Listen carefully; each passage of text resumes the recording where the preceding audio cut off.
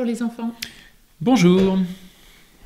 Alors, nous sommes dans l'histoire d'Abraham, dans l'Ancien Testament, le livre de la Genèse. Nous avons appris à connaître Abraham, et Abraham va avoir un enfant avec Sarah. Oui, enfin, ça va être compliqué en fait, parce que Abraham sera marié avec Sarah, sa femme, et précisément, il n'arrivait pas à avoir d'enfant. Et donc, c'est compliqué. Du coup, Sarah, gentiment, dit à Abraham, écoute, il te faut un fils, donc fais un fils avec une autre femme. Il fait un fils avec sa servante Agar, et ce fils sera appelé Ismaël, et qui sera, dit-on, l'ancêtre du peuple arabe. Je ne sais pas si c'est vrai, mais enfin. Et puis, quelque temps après, Dieu annonce à Sarah qu'elle va avoir un enfant. Alors Sarah rigole bien, parce qu'elle dit « Ah ah ah, trop drôle, j'ai jamais pu en avoir, puis maintenant je suis vieille, comme c'est drôle, comme c'est drôle. » Mais un an après, effectivement, naît un fils, ce fils tant désiré d'Abraham, qu'ils appellera Isaac, parce que Yitzhak, en hébreu, ça veut dire « j'ai bien rigolé ». Et comme quand Dieu a annoncé à Sarah qu'elle sera enceinte, elle a bien ri, elle dit bah, « j'ai bien ri ». Et donc, finalement, Abraham va avoir ce fils inespéré. Enfin, il pensait pas avoir d'enfant, et pour lui, il en aura un. Et en plus, Dieu avait promis à Abraham qu'il aurait une descendance aussi nombreuse que les étoiles dans le ciel et que le sable de la mer. Donc, il comprenait pas trop. S'il pouvait pas avoir d'enfant, c'était mal parti. Mais finalement, il va avoir cet enfant, et évidemment, ça va être absolument formidable pour lui. Il va se dire, mais c'est merveilleux, c'est l'enfant du miracle. Il aimait tellement son fils Isaac, c'était la chose la plus précieuse au monde. Et voilà qu'il va arriver une chose assez étonnante, ce qui s'appelle le sacrifice d'Isaac, ou la ligature d'Isaac, ou la tentation d'Abraham. C'est ce récit que l'on trouve au chapitre 22 du livre de la Genèse. Après ces choses, Dieu mit Abraham à l'épreuve et lui dit « Abraham ». Et il répondit « Me voici ». Dieu dit « Prends ton fils, ton unique, celui que tu aimes, Isaac. Va-t'en au pays de Moria, et là, offre-le en holocauste sur l'une de ces montagnes que je te dirai. » Ah, alors, un holocauste, ça signifie mot à mot, en hébreu, quelque chose qu'on fait monter vers Dieu. Et donc, l'holocauste, la pratique à l'époque, c'était de faire un sacrifice, et un holocauste, c'était un sacrifice où tout était entièrement consumé, parce qu'il y avait des sacrifices où il faisait griller la viande, puis il la mangeait. Mais là, tout est consumé, tout part en fumée et monte vers Dieu. Et donc, en fait, il lui dit d'offrir, on a l'impression qu'il lui dit d'offrir son fils en sacrifice, en fait, pour Dieu. Abraham se leva de bon matin, sella son âne et prit avec lui 2 serviteurs et son fils Isaac. Il fendit du bois pour l'holocauste et partit pour aller au lieu que Dieu lui avait dit. C'est quand même assez gonflé, parce que finalement, Dieu demande à Abraham d'aller tuer son fils. Et Abraham dit « Ok ». Alors, on avait vu dans une leçon précédente qu'Abraham savait particulièrement obéir à Dieu. Donc, il avait compris qu'on était là pour faire ce que Dieu nous demandait. Et par conséquent, on lui demande de sacrifier ce qu'il a de plus précieux au monde, c'est son fils, et il est prêt à le faire pour Dieu. C'est quand même étonnant. Donc, on parle en général là de tentation d'Abraham, c'est-à-dire que Dieu essaye de voir est-ce que la foi d'Abraham est suffisamment grande pour qu'il soit prêt à sacrifier ce qu'il a de plus précieux au monde. Et la réponse, c'est que oui, Abraham n'hésite pas une minute. Il dit, mais si Dieu me le demande, je le ferai. Et nous, qu'est-ce qu'on est prêt à sacrifier? Est-ce qu'on est prêt à sacrifier 1 heure pour aller aider quelqu'un à faire quelque chose, ou pour rendre visite à sa grand-mère? Est-ce qu'on est prêt à sacrifier un objet ou quelque chose qu'on donne à un ami? Eh ben, je ne l'ai plus, mais je l'ai donné. Qu'est-ce qu'on est prêt à sacrifier?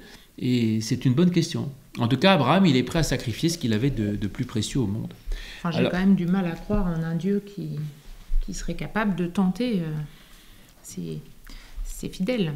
Oui, c'est un peu bizarre. C'est-à-dire que ce que j'ai dit là, c'est la lecture officielle. Donc en fait, habituellement, on explique ce texte comme ça en disant Dieu essaye de voir si Abraham a une foi suffisante. Je suis d'accord avec toi, ça me gêne pour 2 questions. D'abord, parce que je ne crois pas que Dieu ait besoin de nous tester pour savoir notre foi. Dieu sait très bien ce qu'on a dans le cœur, il n'a pas besoin de jouer avec nous, de faire des tests idiots. Enfin bon, en plus c'est cruel, c'est pas sympa. Bon, on va voir quand même que l'histoire se finit bien. Hein. Oui. Dieu laisse pas tuer Isaac, et au dernier moment, il va empêcher Abraham de tuer Isaac. Je spoil un peu la fin de l'histoire, mais donc ça va se finir bien, mais c'est quand même très très bizarre. Et puis l'autre question, c'est que pour Isaac, c'est quand même vache. Isaac, on va le voir, il part quand même et il se dit « mais mon père va me tuer ». C'est dingue. Donc cette histoire ne tient pas debout. Mais continuons à lire l'histoire. Le 3e jour, Abraham, levant les yeux, vit le lieu de loin. Et Abraham dit à ses serviteurs « Restez ici avec l'âne, moi et le jeune homme, nous irons jusque-là pour adorer et nous reviendrons auprès de vous. » Abraham prit le bois pour l'Holocauste, le chargea sur son fils Isaac. En plus, il faut qu'il porte le bois. Bonjour. Et porta dans sa main le feu et le couteau. Et ils marchèrent tous deux ensemble. Alors Isaac, parlant à Abraham, son père, dit « Mon père ». Et il répondit « Me voici, mon fils ». Isaac reprit « Voici le feu et le bois, mais où est l'agneau pour l'Holocauste » Abraham répondit « Mon fils, Dieu se pourvoira lui-même de l'agneau pour l'Holocauste. » Et ils marchèrent tous deux ensemble. Lorsqu'ils furent arrivés au lieu que Dieu lui avait dit, Abraham y éleva un autel et rangea le bois. Il lia son fils Isaac et le mit sur l'autel par-dessus le bois. Puis Abraham étendit la main et prit le couteau pour égorger son fils. Oh là là. Quel suspense! Ouais. Alors l'ange de l'Éternel l'appela des cieux et dit « Abraham, Abraham !» Et il répondit « Me voici ». L'ange dit « N'avance pas ta main sur l'enfant et ne lui fais rien, car je sais maintenant que tu crains Dieu et que tu n'as pas refusé ton fils, ton unique. » Abraham leva les yeux et vit derrière lui un bélier retenu dans un buisson par les cornes. Et Abraham alla prendre le bélier et l'offrit en holocauste à la place de son fils. Voilà. Et donc voilà l'histoire. Donc je vous ai dit, on voit que finalement ça se finit bien et finalement Abraham ne tue pas Isaac. Alors est-ce que effectivement c'est supportable que Dieu tente Abraham? Je ne crois pas trop, donc il y a peut-être une autre façon. Alors j'ai une solution à vous proposer. C'est qu'en fait, je crois qu'Abraham, il est très très gentil, il est prêt à obéir à Dieu, mais il est quand même un peu bête. Enfin, en un sens qu'il n'a pas très bien compris ce que Dieu lui demandait. Oui, c'est-à-dire qu'il est en train de créer une religion, il a peut-être des réflexes de son ancienne religion.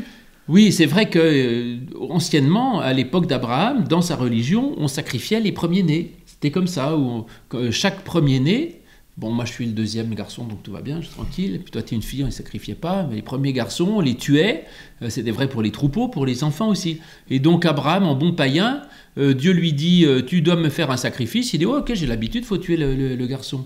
Et Dieu, à la fin, lui dit « Mais non, arrête, espèce d'andouille, et j'ai jamais demandé à ce qu'on tue un enfant ». Donc je pense que ce texte, justement, vise à faire changer le peuple hébreu d'idées. Et autrefois, eux-mêmes, le peuple hébreu, autrefois, ils faisaient des sacrifices humains. Et là, ce texte dit, c'est Dieu lui-même qui vous dit, arrêtez faites pas des sacrifices de petits garçons. Si vous voulez tuer quelqu'un, tu tues un bélier, puis tu mangeras la viande si tu veux, mais tu tues un animal, mais pas un enfant. Et ensuite, Jésus va même plus loin en disant, mais il s'agit même pas de tuer le moindre animal pour Dieu. On va pas tuer des agneaux, des béliers, etc. Donc les sacrifices eux-mêmes ont été abolis dans la nouvelle alliance de Jésus-Christ, et je trouve que c'est très bien. Autrement dit, je crois que quand il lui dit holocauste, je vous l'ai dit au début, holocauste, ça veut dire étymologiquement en hébreu, faire monter vers Dieu.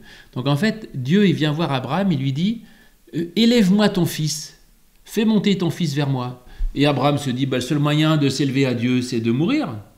Et Dieu l'empêche, il dit, mais non, je ne t'ai pas demandé de tuer ton fils, je t'ai demandé de me l'élever à moi. Et je pense qu'on peut s'élever vers Dieu sans mourir. On dirait consacrer peut-être après. Consacrer, voilà, consacre-moi ton fils. Il dit, c'est pas la peine de le tuer, je te demande de me le consacrer. Donc tu lui apprends, j'allais dire l'évangile, tu lui apprends ma parole, tu lui apprends l'amour, la générosité, la bonté, le service, la prière.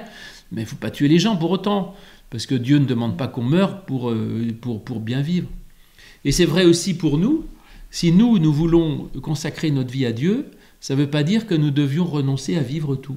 C'est d'ailleurs pour ça que les pasteurs sont mariés, je t'en remercie, et qu'on a des enfants ensemble, parce que moi je consacre ma vie à Dieu, mais consacrer ma vie à Dieu, ça ne veut pas dire renoncer à tout dans le monde. Et s'empêcher de vivre. Et s'empêcher de vivre. Dieu ne nous dit pas, pour m'être fidèle, tu dois renoncer à vivre. Non, tu peux vivre et être fidèle à Dieu, parce qu'être fidèle à Dieu, c'est pas cesser de vivre, c'est au contraire vivre d'une certaine manière.